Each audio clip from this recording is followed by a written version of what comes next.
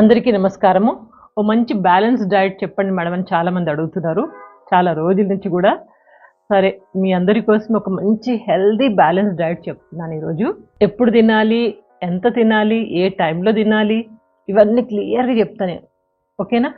సరే, ఈరోజు ఈ ఫుడ్ హ్యాబిట్స్తో పాటుగా మీరు ఎలా తినాలి చెప్పడంతో పాటు నా ఫుడ్ హ్యాబిట్స్ కూడా మీకు చెప్తాను.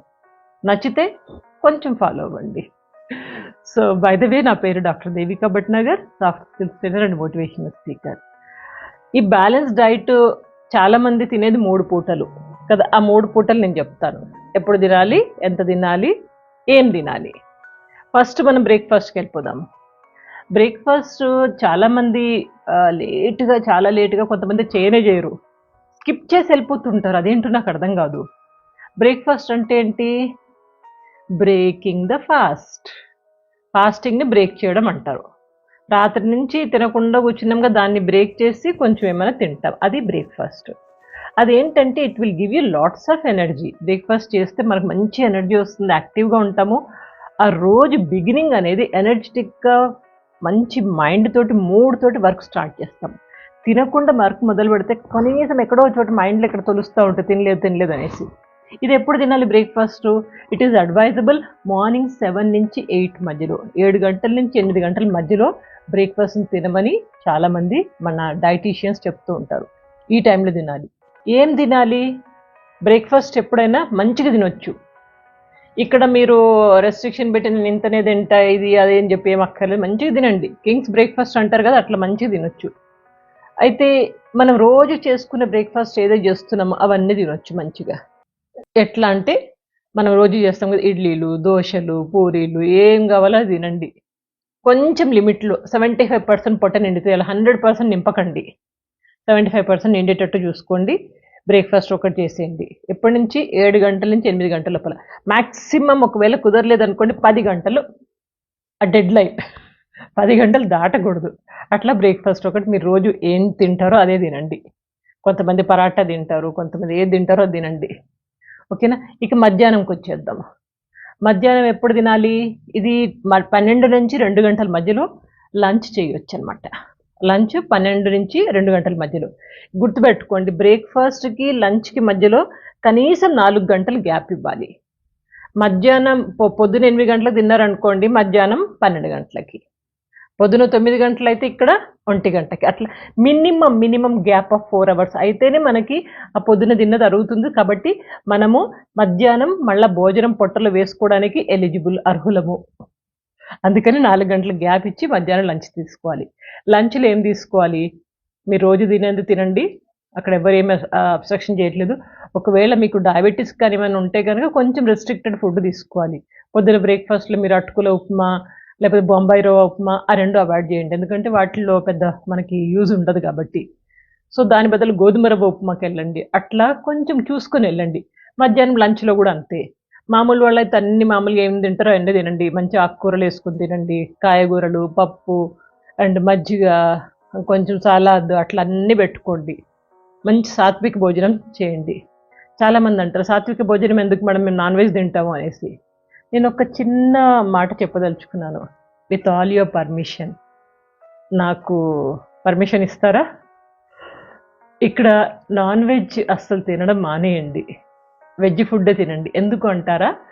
ఇప్పుడు చూడండి, నేను కిచెన్లో పని చేస్తూ ఉంటే చాకుతో కట్ చేస్తూ ఉంటే కొద్దిగా కొంచెం చాకు అటు ఇటు తగిలి చేతిలోంచి కొంచెం రక్తం వచ్చింది. ఎంత నొప్పి లేస్తుంది! కనీసం 3-4 రోజుల దాకా నొప్పి ఉంటుంది. కిచెన్లో ఏ పని చేస్తున్నా కానీ అక్కడ నొప్పిగా ఉంటుంది, కొంచెం తగిలితేనే. అలాంటిది మనము జంతువులను చంపేసి అట్లా ఇట్లా కాదు, చాకుతోటి తల అండ్ మొండం 2 వేరు చేసి దాన్ని చంపేసి రక్తాన్ని తీసేసి ఆ మాంసాన్ని ఇంటికి తీసుకొచ్చుకొని వేపుకొని తింటున్నాం. చూడండి ఎంత తప్పు చెప్పండి. మనం ప్రాణం ఇవ్వగలమా వాటికి? అస్సలు ఇవ్వలేము. ప్రాణం ఇచ్చే అధికారం లేనప్పుడు ఎట్లా ప్రాణం తీస్తాం మనము? తీసేసి, ఇది డెడ్ యానిమల్, అది మనం చంపేసి శవాన్ని ఇంటికి తెచ్చుకుని మళ్ళీ మసాలాలు వేసుకుని తింటున్నాము. ఎంత పాపం చెప్పండి. వాటికి కూడా ప్రాణం ఉంది కదా, అవి ఎంత విలవిల్లాడతాయి మీరు చంపినప్పుడు. లేకపోతే వేరే వాళ్ళు చంపుతున్నా నాదేం పోయింది అంటారేమో. ఎవరు చంపినా మీ ఫుడ్ కోసమే కదా. మీ ఫుడ్ ఎంతకాలం ఉంటుందో ఫుడ్ ఒక్క పూట కొంచెం నోటికి ఆ నాలుకకి టేస్ట్ కోసం తింటున్నారు, తర్వాత అది పొట్టలోకి వెళ్ళిపోయింది, కిందకి వెళ్ళిపోయింది, ఇక దాని ప్రాణం బాయే. తప్పు కదా. ఒకసారి ఆలోచించండి. నేను కూడా తినేదాన్ని, 10th క్లాస్ వరకు తినేదాన్ని నాన్ వెజ్. తర్వాత ఒకసారి నేను మేకని చంపడం చూశాను. అప్పుడు అనిపించింది ఇంత దారుణంగా మనం చంపేసి తింటున్నాం అనేసి అక్కన డెసిషన్ తీసుకుని ఇంకా తినను అనేసి. అన్ని టేస్ట్లు తెలుసు, మా అమ్మ అన్నీ ఉండేది, చేప, మటన్, చికెన్, ఇక మటన్లో ఇక వేరే వెరైటీలు, ఇక లివర్ అని, ఇదని, అదని, బోటి అని, గోంగూర బోటి, అట్లా అన్ని టేస్ట్లు అన్నీ తెలుసు నాకు. పాపము తప్పు అని తెలిసినప్పుడు వదిలేస్తే మంచిది. మనకి దేవుడు ఎంత చక్కగా చేతులు ఇచ్చాడు చూడండి, మంచిగా ఆకుకూరలు, పళ్ళు అన్ని కోసుకొని చక్కగా తిన్నీకి, పళ్ళు కూడా చక్కటి పళ్ళు ఇచ్చాడు. మనం ఏమన్నా ఏమంటారు, టైగర్, లయన్ లాగా ఉన్నామా ఇట్లా అని చంపుకొని పీక్కొని తినడానికి కాదు కదా. అందుకని మెల్లమెల్లగా కొంచెం సాత్విక ఆహారంకి వెళ్ళండి. హెల్త్ పాయింట్ ఆఫ్ వ్యూ కూడా చాలా మంచిది, మనసు కూడా చక్కగా ఉంటుంది సాత్విక భోజనం చేస్తే. ఈ చంపి తిని మాంసాహారాలు తినే కంటే రోగాలు వస్తున్నాయి, మన మైండ్కి మంచిది కాదు. మెల్లగా వదిలేయండి, ఏమంటారు. సరే, మధ్యాహ్నం లంచ్లో మంచిగా ఆకుకూరలు, ఆ పప్పులు, ఇవి అవి అన్నీ పెట్టుకొని చక్కగా తింటున్నాం మధ్యాహ్నం భోజనం. మధ్యాహ్నం భోజనం అయిన తర్వాత మీకు చెప్పాను, ఇమ్మీడియట్గా పడుకోకండి. ఎక్కడ కొంచెం ఒక 5-10 నిమిషాలు మీరు నడవండి, లేదా వజ్రాసనం వేసుకోండి, లేదా ముద్ర వేసుకోండి, చెప్పాను కదా ఒక వీడియోలో. సో అట్లా పాటించండి. ఇక సాయంత్రం అయ్యేసరికి కొంచెం నోరు ఇట్లా ఊరుతూ ఉంటుంది. Fruits, dry fruits okay. ఇక మళ్ళీ తినుబండారాల జోలికి వెళ్ళకండి, రోజు వెళ్ళకండి. ఎప్పుడో ఒకసారి మిర్చి బజ్జీ అని, సమోసా అని, ఆ పిజ్జా, బర్గర్ అవన్నీ తింటారంటే ఓకే, నడుస్తుంది. కానీ రోజు అయితే దీన్ని రెగ్యులర్ హ్యాబిట్గా పెట్టుకోకూడదు. రోజు మీరు కనీసం ఒక ఫ్రూట్ కానీ, డ్రై ఫ్రూట్స్ ఉంటాయి కదా, ఏదో ఒకటి ఫ్రూట్స్, డ్రై ఫ్రూట్స్ తెచ్చుకొని అది కొంచెం నమ్మలండి. ఇక భోజనం అంటారా, రాత్రి భోజనము 6 గంటల నుంచి 8 గంటల మధ్యలోనే కంప్లీట్ చేసుకోవాలి. ఇక మ్యాక్సిమం 9 o'clock, 9 తర్వాత తినకూడదు, మ్యాక్సిమం 9 తర్వాత. ఇక్కడ కూడా అంతే, మీరు లైట్గా భోజనం డిన్నర్ చేయండి. డిన్నర్ ఎప్పుడైనా చాలా లైట్గా ఉండాలి. ఒక 30%, 40% పొట్ట నింపితే చాలు, తిన్నామంటే తిన్నామన్నట్టు. ఇక్కడ నేను అడ్వైజ్ చేసేది అన్నము, రోటీ ఇవన్నిటికంటే మీరు చిన్న చిన్న ఐటమ్స్ తీసుకోండి. లైక్ కొంచెము 2 దోశలు వేసుకున్నాము, 2 ఇడ్లీలు తిన్నాం, చాలా సరిపోతుంది. మీరు ఏంటంటే మన కడుపుని మనం ఎలా అడ్వైస్ చేస్తామో, మనం ఎట్లయితే కమాండ్స్ ఇస్తామో మన నోటికి, కడుపుకి, అది వింటది. కాకపోతే మనము కమాండ్స్ ఇవ్వట్లేదు, మనము దానికి ఇన్స్ట్రక్షన్స్ ఇవ్వట్లేదు. ఇన్స్ట్రక్షన్స్ ఇచ్చి నువ్వు ఇంతనే తిని, ఇంత సరిపోతుంది, నీకు ఎంతకంటే ఎక్కువ వద్దు అని చెప్పండి, అది వింటది మంచిగా. ఇదొక్కటి పాటించండి. సో అది డిన్నర్ అట్లా కంప్లీట్ చేసేసేయండి.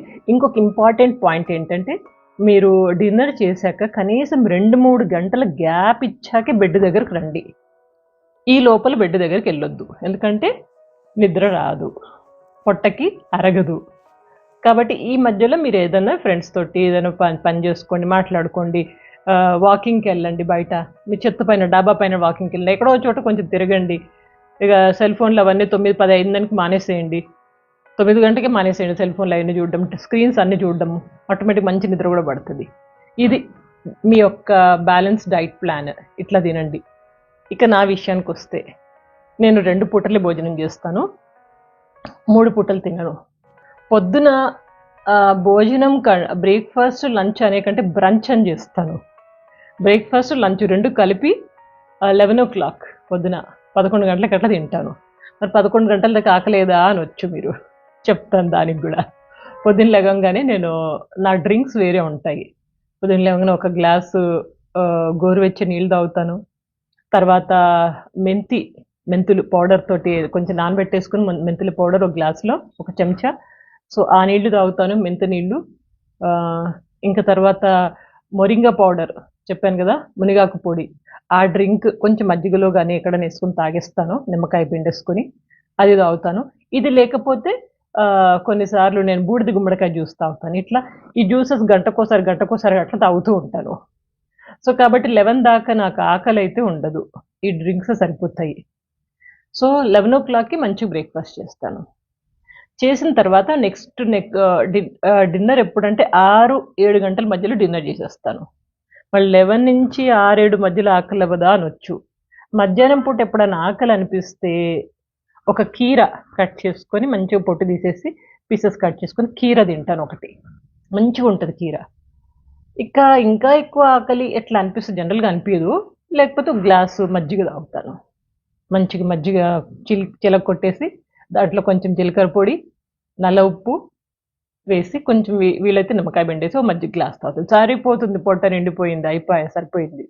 ఇక రాత్రి భోజనం 6 to 7 మధ్యలో, మాక్సిమం 6-6:30 కల్లా అయిపోతుంది. మాక్సిమం ఎప్పుడన్నా అంటే 7 ఈ మధ్యలో భోజనం చేస్తాను. భోజనం కూడా కొంచెం మరీ పొట్ట నిండుగా తినను, ఒక 50% నిండితే సరిపోతుంది, అంత తినేస్తాను, వదిలేస్తాను. ఇంకా రాత్రి 9 కల్లా స్క్రీన్స్ అవన్నీ ఆఫ్ చేసుకొని 9 to 10 మధ్యలో నేను జనరల్గా వాకింగ్కి వెళ్తాను. నైట్ వాక్ వెళ్ళి ఇంకా తర్వాత పాటలు వింటాము. ఎక్కువ పాత పాటలు, హిందీ సాంగ్స్, అట్లా పాత లతా మంగేష్కర్, కిషోర్ కుమార్, మొహమ్మద్ రఫీ, హేమంత్ కుమార్ ఇంకా చాలా బాగుంటాయి. అవి ఏంటంటే నిద్ర బాగా వస్తుంది, మంచి కూల్గా అనిపిస్తుంది. లేకపోతే ట్రావెల్ ఛానల్ ఒకటి చూస్తాను. మా ట్రావెల్ ఛానలే ఉంది కదా, ట్రావెల్ విత్ దేవికా భట్నాగర్, ఆ ఛానలే చూస్తాను. దాంట్లో ఏదో ఒక టూర్ వేసుకుంటాము, ప్రశాంతంగా చక్కగా అనిపిస్తుంది. తర్వాతకి నిద్రకు ఉపక్రమించడం, మళ్ళీ పొద్దున్నే 5-6 గంటల లోపల మధ్య లేచిపోతాను నేను. ఇంకా ఇంతే సింపుల్ నా లైఫ్ అయితే. ఇంకా కొంతమంది ఇంటర్మిటెంట్ ఫాస్టింగ్ అంటారు. ఇంటర్మిటెంట్ ఫాస్టింగ్ గురించి నేను ఒక వీడియో చేశాను. ఇది కూడా చాలా అడ్వైజబుల్. నాది ఆల్మోస్ట్ ఇంటర్మిటెంట్ ఫాస్టింగే.